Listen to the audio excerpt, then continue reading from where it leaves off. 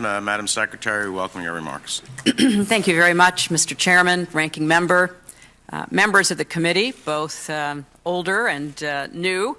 I'm very grateful for this opportunity, and I thank you very much for your patience to give me the chance to come and address these issues with you. As both the chairman and the ranking member have said, the terrorist attacks in Benghazi on September 11, 2012, that claimed the lives of 4 brave Americans, Chris Stevens, Sean Smith, Tyrone Woods, and Glenn Doherty, are part of a broader strategic challenge to the United States and our partners in North Africa. Today, I want briefly to offer some context for this challenge, share what we've learned, how we are protecting our people, and where we can work together to not only honor our fallen colleagues, but continue to champion America's interests and values. Any clear-eyed examination of this matter must begin with this sobering fact. Since 1988, there have been 19 accountability review boards investigating attacks on American diplomats and their facilities. Benghazi joins a long list of tragedies for our department, for other agencies, and for America. Hostages taken in Tehran in 1979, our embassy and Marine barracks bombed in Beirut in 1983, Khobar Towers in Saudi Arabia in 1996, our embassies in East Africa in 1998, Consulate staff murdered in Jeddah in 2004, the Coast attack in 2009, and too many others.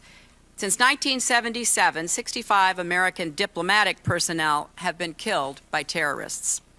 Now, of course, the list of attacks foiled, crises averted, and lives saved is even longer.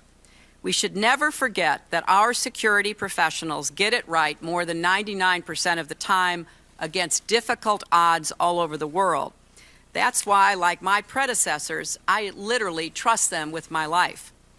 Let's also remember that administrations of both parties, in partnership with Congress, have made concerted and good faith efforts to learn from these attacks and deaths, to implement recommendations from the review boards, to seek the necessary resources, and to do better in protecting our people from what has become constantly evolving threats. That is the least that the men and women who serve our country deserve. It's what, again, we are doing now with your help. As Secretary, I have no higher priority and no greater responsibility. As I have said many times, I take responsibility, and nobody is more committed to getting this right. I am determined to leave the State Department and our country safer, stronger, and more secure. Now, taking responsibility meant moving quickly in those first uncertain hours and days to respond to the immediate crisis, but also to further protect our people and posts in high-threat areas across the region and the world. It meant launching an independent investigation to determine exactly what happened in Benghazi and to recommend steps for improvement, and it meant intensifying our efforts to combat terrorism and figure out effective ways to support the emerging democracies in North Africa and beyond. Let me share some of the lessons we've learned, the steps we've taken, and the work we continue to do. First, let's start on the night of September 11th itself, in those difficult early days. I directed our response from the State Department, stayed in close contact with officials from across our government and the Libyan government. So I saw firsthand what Ambassador Pickering and former Chairman Mullen called timely and exceptional coordination. No delays in decision-making, no denials of support from Washington or from our military, and I want to echo the review board's praise for the valor and courage of our people on the ground, especially the security professionals in Benghazi and Tripoli. The board said the response saved American lives in real time, and it did. The very next morning, I told the American people that heavily armed militants assaulted our compound, and I vowed to bring them to justice. And I stood with President Obama in the Rose Garden as he spoke of an act of terror. It's also important to recall that in that same period, we were seeing violent attacks on our embassies in Cairo, Sana'a, Tunis, Khartoum, as well as large protests outside many other posts where thousands of our diplomats serve. So I immediately ordered a review of our security posture around the world with particular scrutiny for high-threat posts. I asked the Department of Defense to join interagency security assessment teams and to dispatch hundreds of additional Marine security guards. I named the first Deputy Assistant Secretary of State for high-threat posts, so missions in dangerous places get the attention they need. And we reached out to Congress to help address physical vulnerabilities, including risk from fire, and to hire additional diplomatic security personnel. Second, even as we took these steps, I hurried to appoint the Accountability Review Board, led by Ambassador Pickering and Admiral Mullen, so we could more fully understand from objective, independent examination what went wrong and how to fix it. I have accepted every one of their recommendations. I asked the Deputy Secretary for Management and Resources to lead a task force to ensure that all 29 of them are implemented quickly and completely, as well as pursuing additional steps above and beyond the recommendations. I also pledged in my letter to you last month that implementation would begin, and it has. Our task force started by translating the recommendations into 64 specific action items. They were assigned to bureaus and offices with clear timelines for completion. 85% are now on track to be completed by the end of March. A number are already completed, and we will use this opportunity to take a top-to-bottom look and rethink how we make decisions on where, when, and whether people operate in high-threat areas, and then how we respond to threats and crises.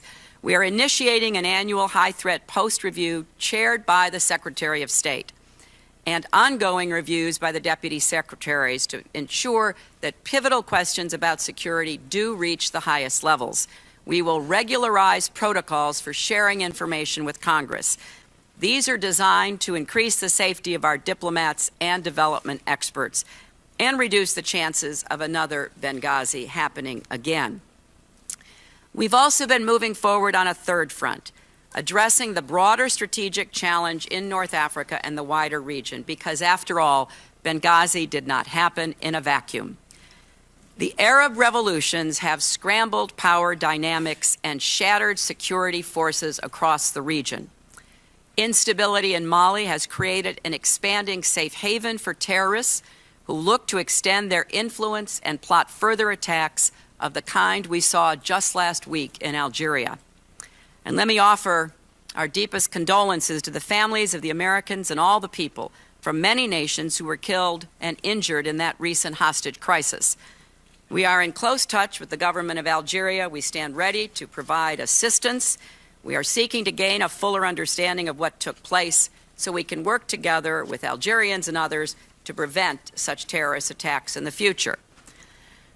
Concerns about terrorism and instability in North Africa are, of course, not new. They have been a top priority for the entire administration's national security team. But we have been facing a rapidly changing threat environment, and we have had to keep working at ways to increase pressure on al-Qaeda in the Islamic Maghreb and the other terrorist groups in the region. In the first hours and days, I conferred with leaders, the President of Libya, foreign ministers of Tunisia and Morocco, and then I had a series of meetings at the United Nations General Assembly where there was a special meeting focused on Mali and the Sahel. In October, I flew to Algeria to discuss the fight against AQIM. In November, I sent Deputy Secretary Bill Burns to follow up in Algiers, and then in December, in my stead, he co-chaired an organization we started to respond to some of these threats, the Global Counterterrorism Forum, which was meeting in Abu Dhabi, as well as a meeting in Tunis of leaders working to build new democracies and reform security services.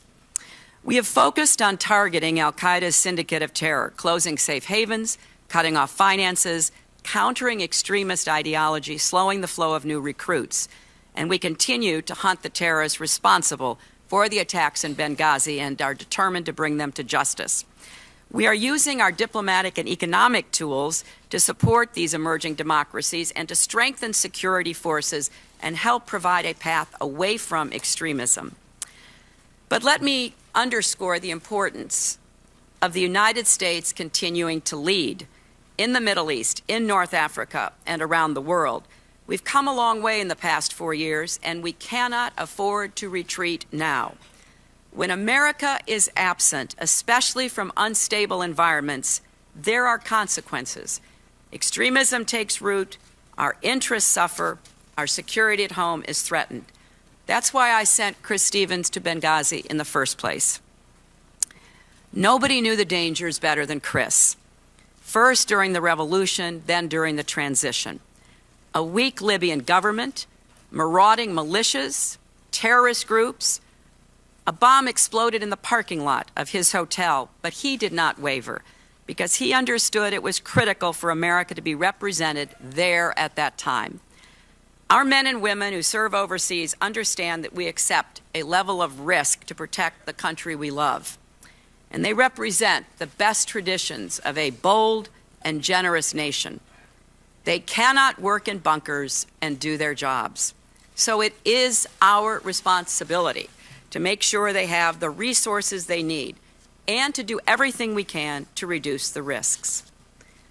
For me, this is not just a matter of policy, it's personal. I stood next to President Obama as the Marines carried those flag-draped caskets off the plane at Andrews. I put my arms around the mothers and fathers, the sisters and brothers, the sons and daughters, and the wives left alone to raise their children. It has been one of the great honors of my life to lead the men and women of the State Department and USAID. Nearly 70,000 serving here in Washington, more than 270 posts around the world.